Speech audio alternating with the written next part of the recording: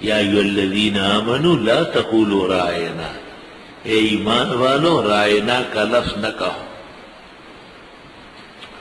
رائنا یہ دو طرح پڑھا گیا ہے، ایک تو یہ کہ یہ رعایت سے ہے، ہماری رعایت کر لے، اور یہ بات دوبارہ کا ہے، سہبارہ کا ہے، اور دوسرا یہ کہ رائی کبھی احمق کو کہتے ہیں، کبھی چرواہے وہ کہتے ہیں، نبی کریم صلی اللہ علیہ وسلم کی توہین کے لیے استعمال کرتے ہیں۔ تو صحابہ تو رعایت کے معنی میں لیتے تھے، مگر منافقین اس کو غلط استعمال کرتے تھے، تو اللہ نے صحابہ سے کہا کہ تم ہی یہ کہنا چھوڑو، یا ایھا الذین آمنوا، اے ایمان والو، لا تقولوا رائنا، تم رائنا کہنا چھوڑ دو۔ اللہ،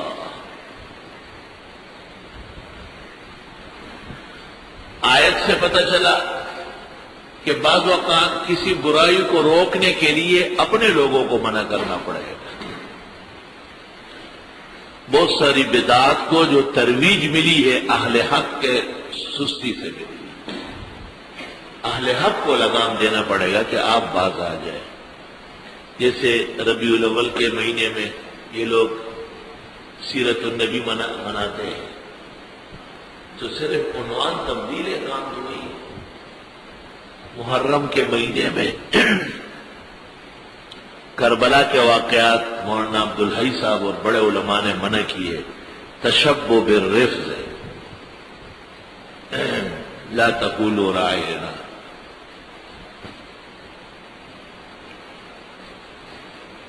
ایسے الفاظ، سوشلزم، تو سوشلزم اسلامی بھی ہے اور غیر اسلامی بھی، لیکن حضرت اقدس مولانا مفتی محمود نے لکھا ہے کہ یہ اہل حق کے استعمال کی اصطلاح نہیں ہے، اس میں اہل باطل کے ساتھ مشابہت پیش آ رہی ہے، اس کی ضرورت ہی نہیں۔ ہمارا اپنا نظام ہے اسلامی، اس میں سوشلزم کے پیون کی کیا ضرورت ہے؟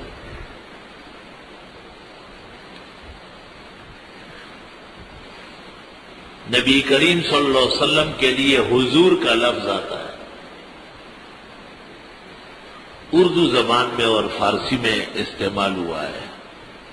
اصل لفظ حضور، حضور جمع الحاضر، اور حضور کے معنی ہے الحاضر والناظر، بخاری شریف میں بھی موجود ہے، والنساء حضور، اے حاضرات، اور ہدایہ کے حاشیے میں بھی لکھا ہے کہ حضور کے معنی حاضر ناظر۔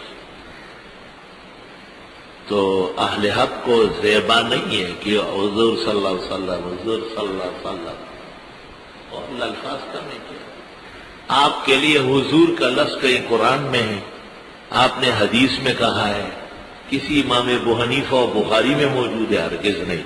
نبی کریم صلی اللہ علیہ وسلم کے لیے جناب کا لفظ آ سکتا ہے، کئی الفاظ مبارکہ ہے، اور صرف نبی اور رسول کا ہے تو کیا حرج ہے کہ آپ اس کے ساتھ حضور لگاتے ہو؟ وہ لفظ ہے، موہ میں شرک ہے، ایک مشرک اور بدعتی گروہ کی علامت ہے، اور جو لوگ اس مسئلے کو سمجھ لیتے ہیں ان کو زیب نہیں دیتا کہ وہ حضور حضور کرتے رہے۔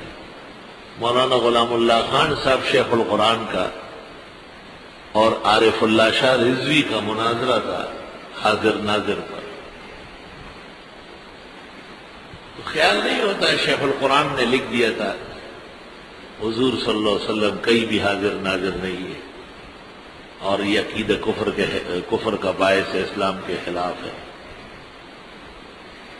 تو تحریر ان کو بھیج دی، تو عارف اللہ شاہ رضوی کھڑا ہو گیا اور اس نے کہا مولانا غلام اللہ خان سے ہمارا مناظرہ ہے، وہ یہ ثابت کریں گے کہ آن حضرت صلی اللہ علیہ وسلم حاضر ناظر نہیں ہے، میں ثابت کروں گا کہ حضرت اور تمام انبیاء اولیاء ہر جگہ موجود ہیں۔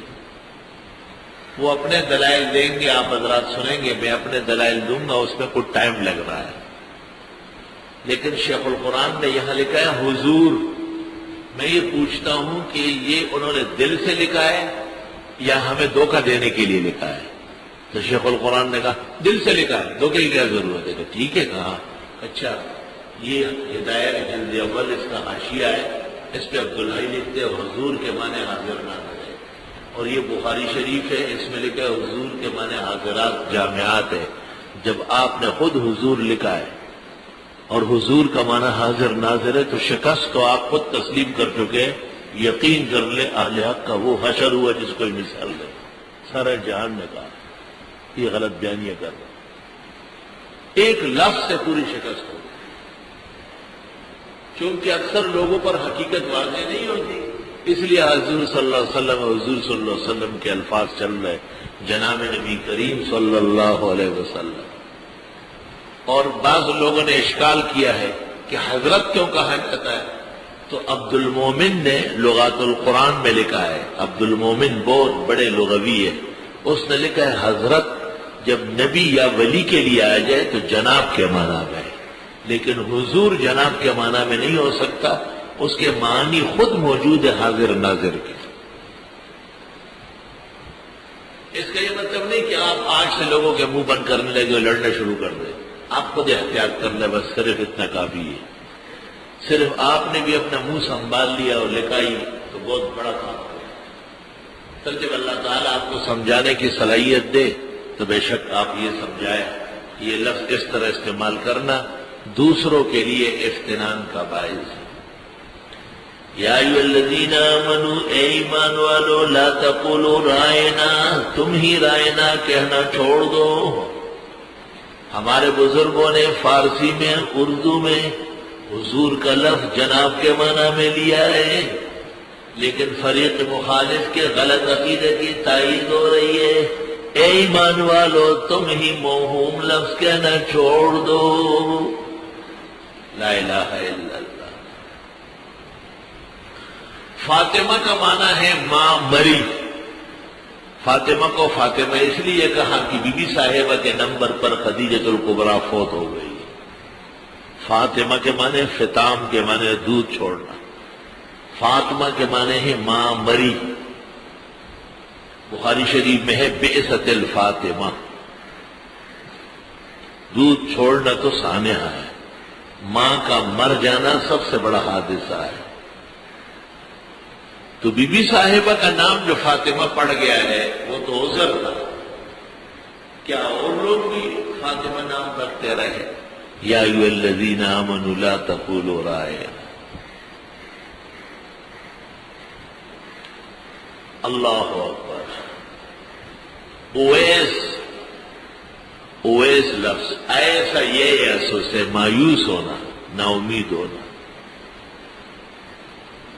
کیونکہ بنو غنم قبیلے کا یہ شخص پیغمبر کے زمانے میں موجود تھا، روزانہ سوچتا تھا کہ آج جاؤں گا کل جاؤں گا، لیکن اس کی ایک بوڑھی ماں تھی، وہ جانے نہیں دے رہی تھی اپنی صحبت اور مجلس سے، یہاں تک کہ پیغمبر کا وصال ہو گیا اور یہ جا نہ سکا، تو نام پڑ گیا اویس۔ اویس کا آسان لفظوں میں معنی ہے بدبخت، محروم، تو نبی کی صحبت سے محروم ہے، اس ایک سعادت صحابیت سے قیامت تک کے لیے وہ محروم ہو چکا ہے۔ اس لیے اس وقت سے لے کے آج تک رجال کی کتابوں میں کسی محدث کا نام اویس نہیں، قطعاً نہیں، نام اویس کا کوئی محدث فقیہ نہیں ہے، کیونکہ علم تھا، لوگ جانتے تھے کہ یہ نام رکھنے کا ہے، یہ نام رکھنے کا نہیں ہے۔ یا ایھا الذین آمنوا لا تقولوا رائنا، اے ایمان والو شک شبے والے بے معنی الفاظ نہ کہا کرو، موہوم الفاظ سے توبہ کرو۔ تمہارے رائنا سے منافقین کو موقع ملا اور وہ نبی کو کبھی چرواہا اور کبھی احمق کہتے ہیں۔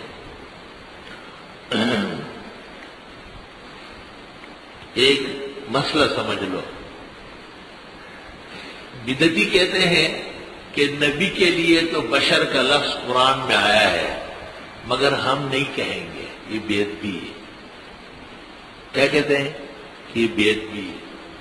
تو دیکھو جس لفظ کا صحیح معنی بھی موجود تھا جو صحابہ لے رہے تھے، اور غلط معنی دشمن لے رہا تھا، تو جب غلط اور صحیح دونوں پہلو آ گئے تو اللہ نے صحیح والوں کو کہا مت کہو نا، موقع مل رہا ہے دشمن کو۔ تو اگر بشریت میں کوئی پہلو بے ادبی کا ہوتا، اللہ تعالیٰ کبھی بھی یہ لفظ نبی کے لیے استعمال نہ کرتا۔ معلوم ہوا، آیت سے پتہ چلتا ہے کہ انبیاء کو بشر کہنا یا ہمارے نبی کو بشر کہنا، اس میں ادنا درجے کا پہلو بھی بے ادبی کا نہیں ہے، ورنہ اللہ اس کا نزول قرآن میں نہ کرتا۔ جیسے اس لفظ میں ایک پہلو صحیح تھا، رعایت اور مقرر کے معنی میں صحابہ استعمال کرتے تھے، اور دوسرا پہلو بے ادبی کا تھا جو منافق استعمال کرتے تھے، تو اللہ تعالیٰ نے ایسے لفظ کو استعمال کرنا منع کر دیا۔ تو اگر لفظ بشریت للنبی او للانبیاء میں ادنا درجے کا شائبہ بھی بے ادبی کا ہوتا تو اس لفظ کا نزول کبھی بھی انبیاء یا ہمارے پیغمبر کے لیے نہ ہوتا۔